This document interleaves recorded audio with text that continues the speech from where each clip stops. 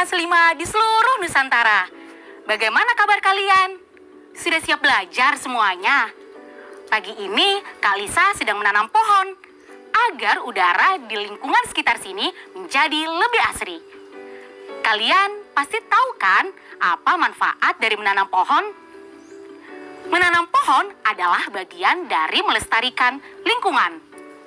Namun sayangnya, dengan semakin banyak kendaraan bermotor yang ada di sekitar kita, maka semakin banyak polusi yang dapat mencemari udara. Nah, karena pohon dapat menghasilkan oksigen dan menyerap polusi, maka semakin banyak pohon di sekitar kita, maka semakin bersih udara yang kita hirup.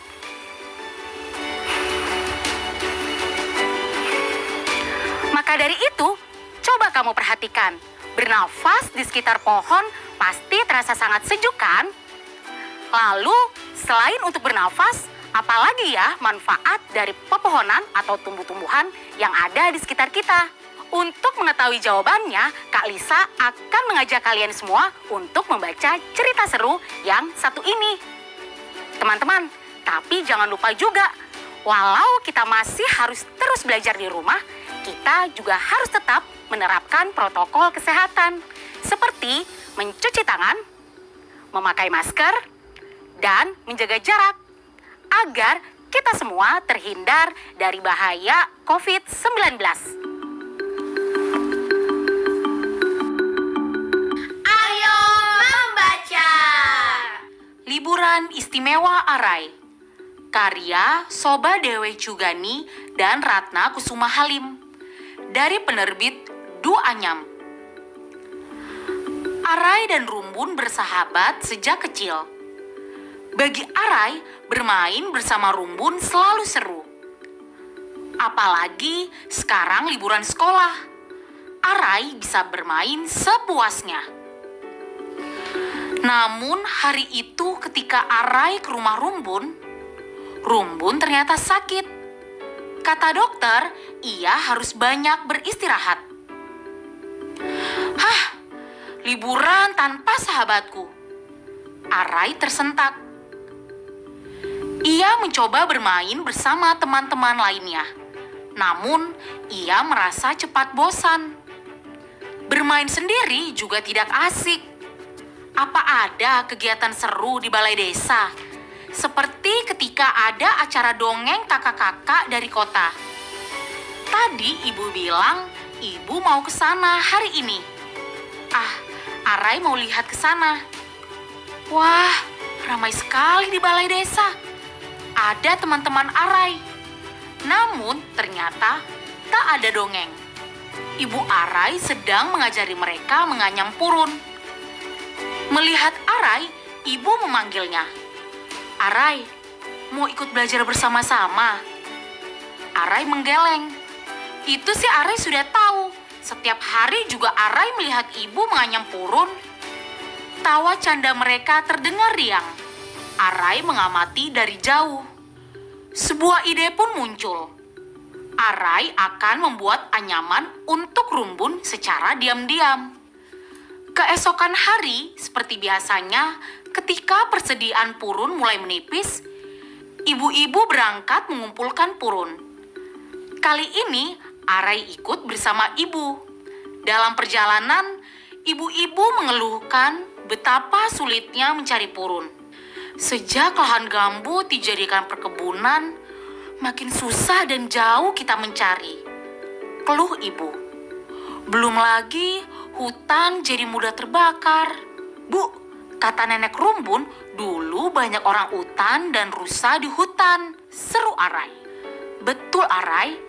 Karena kebakaran hutan, banyak hewan dan tumbuhan kehilangan rumahnya. Jawab ibu, seandainya lahan purun tetap terjaga. Akhirnya mereka sampai.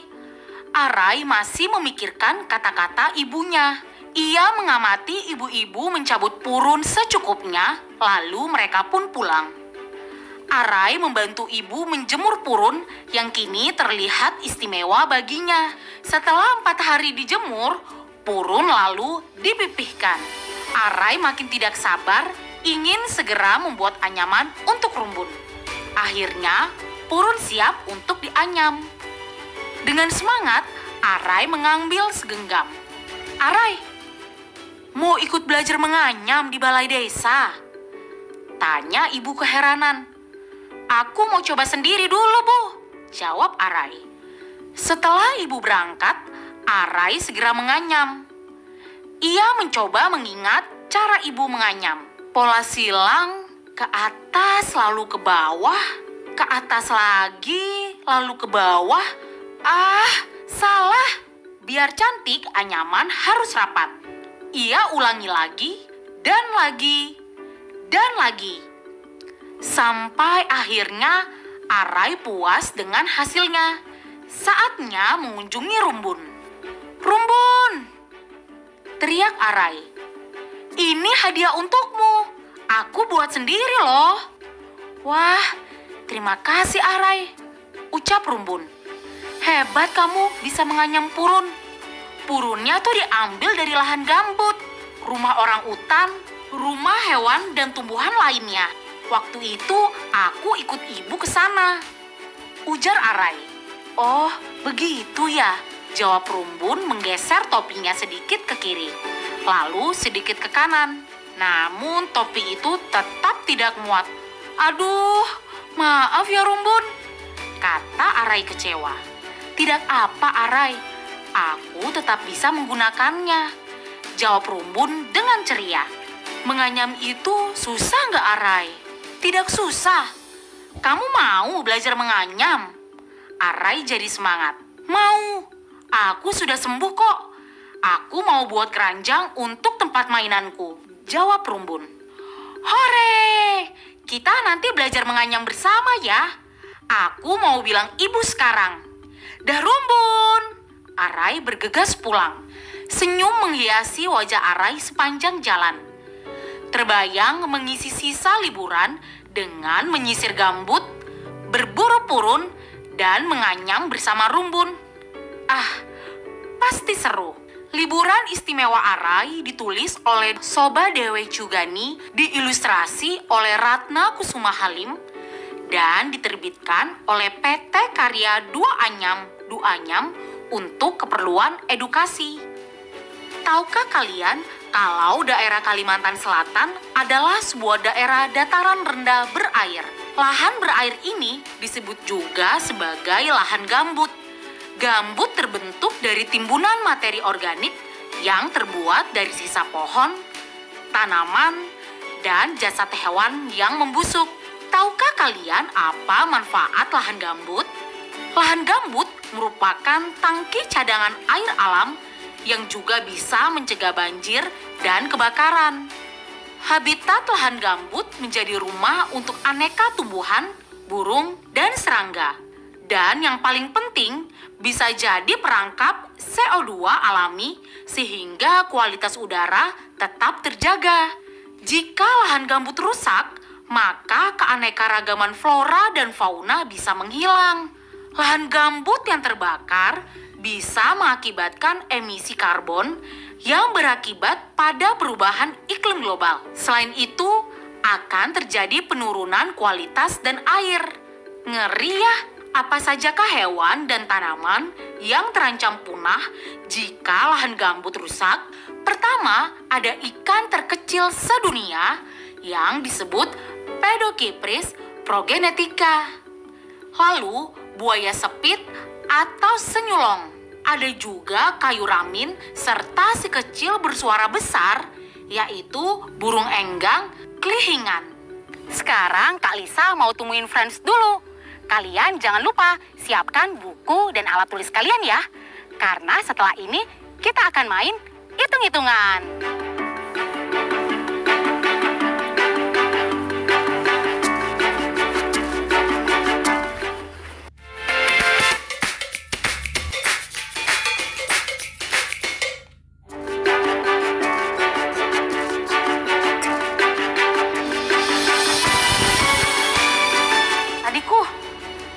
Aja sih kamu. Hei, mimpi ikan lagi. Frans, lagi apa sih kamu? Jadi, kapankah kita punya kolam ikan? Frans memang hobi banget pelihara ikan. Jadi nggak heran kalau dia seperti ini. Teman-teman di rumah, bagaimana? Apakah kalian punya hobi pelihara ikan juga? Kalau iya, jangan lupa dirawat dan dijaga dengan baik ya. Sekarang kita coba main tebak-tebakan ikan di kolam lagi yuk. Siapkan buku kalian. Ayo memperkirakan. Banyaknya ikan di sebuah kolam disajikan dalam tabel berikut. Di minggu pertama ada 100 ikan. Di minggu kedua ada 95 ikan. Di minggu ketiga ada 85 ikan. Di minggu keempat ada 70 ikan. Kira-kira di minggu kelima 6, 7, 8, 9, dan 10 ada berapa ikan ya? Ingat ya, kita harus temukan polanya terlebih dahulu. Sekarang kita isi bareng-bareng ya. Dari tabel di layar, kita ketahui bahwa minggu pertama ke minggu kedua ikan berkurang 5. Minggu ketiga berkurang 10. Minggu keempat berkurang 15. Pengurangan ikan pada setiap minggu bertambah 5. Berarti minggu kelima ikan berkurang 20 menjadi 50 ikan. Minggu keenam berkurang 25 sehingga sisa 25 lagi di kolam. Jadi bisa dilihat kemungkinan besar ikan akan habis pada minggu. Ya, betul. Pada minggu ke-7. Wah, hebat. Terima kasih sudah berhitung bersama. Ayo membaca. Jaring-jaring makanan. Perhatikan hewan dan tumbuhan di sekeliling rumahmu. Hewan dan tumbuhan apa saja yang kamu temukan? Apakah makanan mereka? Di sekitar kita ada peristiwa makan dan dimakan antara satu makhluk hidup dan makhluk hidup lainnya, sehingga terjadi perpindahan energi. Misalnya di sawah, padi dimakan tikus, tikus dimakan ular sawah, dan ular sawah dimakan burung elang. Peristiwa ini disebut rantai makanan. Rantai makanan lain yang mungkin terjadi di sawah adalah daun padi dimakan belalang, belalang dimakan katak, katak dimakan ular sawah, dan ular sawah dimakan burung elang. Tidak hanya itu, rantai-rantai makanan lainnya juga bisa terbentuk dengan melibatkan hewan-hewan yang berbeda di sawah. Nah, beberapa rantai makanan yang saling berkaitan ini disebut jaring-jaring makanan. Posisi suatu hewan atau tumbuhan dalam jaring-jaring makanan berpengaruh pada banyaknya hewan atau tumbuhan tersebut di suatu tempat. Untuk menjaga keseimbangan lingkungan, ilmuwan biasanya memperhatikan data banyaknya makhluk hidup dan posisinya pada jaring-jaring makanan. Perhatikan data pada dua diagram garis berikut ini. Gambar ini menunjukkan naik turunnya populasi serigala dan rusa di suatu padang sabana. Serigala adalah predator bagi rusa. Ketika populasi serigala naik, populasi rusa cenderung turun. Hal ini tentu dipahami karena makin banyak serigala yang berburu rusa. Data sangat membantu kita untuk mengetahui hubungan antara hewan pemangsa yang dimangsa di suatu lingkungan tertentu. Di dunia pertanian, ilmuwan juga menggunakan data untuk mengendalikan hama. Misalnya, ketika padi diserang hama tikus, sementara hanya sedikit ular sawah yang ada, maka para petani beramai-ramai memelihara burung hantu di sawah. Burung hantu juga memangsa tikus sehingga populasi tikus bisa dikendalikan. Menarik bukan? Ya, data sangat membantu kehidupan manusia. Gimana Franz? Kamu sudah paham membuat diagram seperti barusan gak? Kayaknya aku bakal lebih paham kalau kita buat langsung deh, Kak. Ide bagus. Teman-teman, jangan lupa siapkan alat tulis kalian ya. Kamu butuh penggaris dan pensil warna. Ayo mencoba. Nusa Tenggara Timur sangat terkenal dengan keanekaragaman hayati yang melimpah. Salah satunya Taman Nasional Perairan Laut Sawu. Selain ekosistem terumbu karang, di sana ada juga ekosistem padang lamun dan ekosistem bakau atau mangrove. Yuk, sekarang kita perhatikan data berikut ini. Dengan luas perairan 63.000 hektar, persentase luas tutupan terumbu karang, padang lamun, dan bakau dari tahun ke tahun disajikan dalam tabel berikut ini. Nah, coba kita sajikan ketiga data pada tabel di atas dalam satu diagram batang. Gunakan warna yang berbeda untuk terumbu karang, padang lamun, dan bakau. Pertama, buatlah garis sumbu mendatar dan vertikal seperti ini. Yang bagian vertikal adalah persentase tutupan perairan. Yang bagian mendatar adalah tahunnya. Kalau kita perhatikan tabel ini, persentase tutupan terkecil adalah 20. Sementara yang terbesar adalah 70. Jadi, pada garis vertikal, kamu bisa tulis dari angka 10 sampai 80. Sementara itu, tahun yang ada pada tabel adalah dari tahun 2015 hingga 2019. Jadi, kamu bisa menuliskan tahun 2015 hingga 2019 di garis mendatar. Nah, sekarang kamu punya diagram yang siap kamu isi. Franz, kamu bisa bantu Kak Lisa dan teman-teman di rumah. Kita akan mulai menggambar persegi panjang diagram batangnya. Siap, Kak Lisa. Pada data yang kita punya untuk tahun 2015, luas tutupan terumbu karang adalah sebesar 35%, diwakili persegi panjang warna biru. Luas tutupan padang lamun sebesar 50%, diwakili persegi panjang warna hijau. Dan luas tutupan padang lamun sebesar 70%, diwakili persegi panjang warna oranye. Nah, sekarang kita sudah punya deh diagram batang untuk tahun 2015. Yeay! Teman-teman bisa meneruskan diagram ini nanti setelah kita selesai belajar ya. Ayo berlatih. Teman-teman, agar lebih jago, yuk kita berlatih lagi. Perhatikan data persentase luas tutupan terumbu karang, padang lamun, dan bakau pada diagram batang berikut ini. Soal pertama, pada tahun berapa persentase tutupan terumbu karang mencapai persentase tertinggi? Ya, tahun 2018 terumbu karang mencapai persentase tertinggi yaitu 60%. Soal kedua, di antara ketiga tutupan perairan pada diagram di atas, tutupan apakah yang presentasinya selalu menurun? Tutupan padang lamun selalu menurun ya teman-teman. Pertanyaan selanjutnya, pada tahun berapa persentase tutupan bakau mengalami kenaikan? Tutupan bakau mengalami kenaikan sebanyak 2 kali, yaitu pada tahun 2016 dan tahun 2018. Pertanyaan terakhir, berapa persentase tutupan padang lamun pada tahun 2019?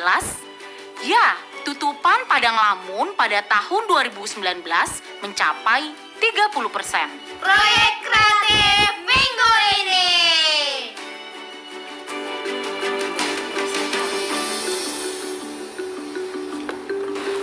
Udah jadi nih, Kak. Wah, keren juga poster jaring-jaring makanan kamu. Bukan keren juga, tapi keren bingit. Iya deh, iya. Nah, teman-teman, poster kalian sudah selesai belum? Kalau belum, jangan lupa selesaikan ya. Lalu, tunjukkan dan ceritakan kepada anggota keluarga kalian. Kemudian, minta mereka untuk mengisi lembar pengamatan seperti yang berikut ini. Jangan sampai lupa ya, teman-teman. Refleksi. Keren.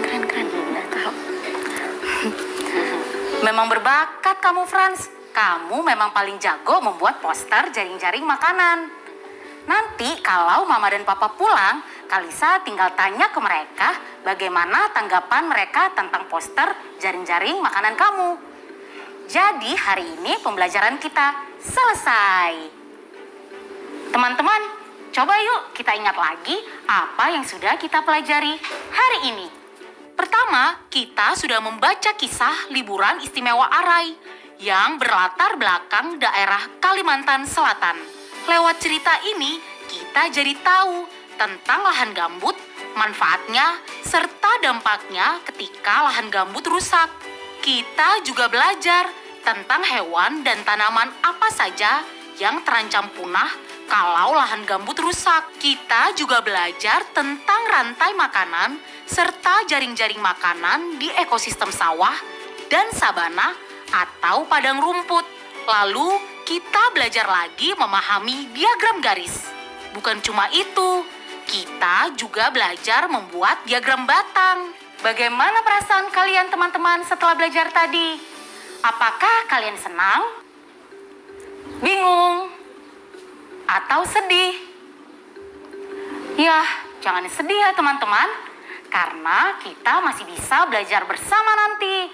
Tetap semangat! Sampai jumpa di episode selanjutnya ya. Dadah!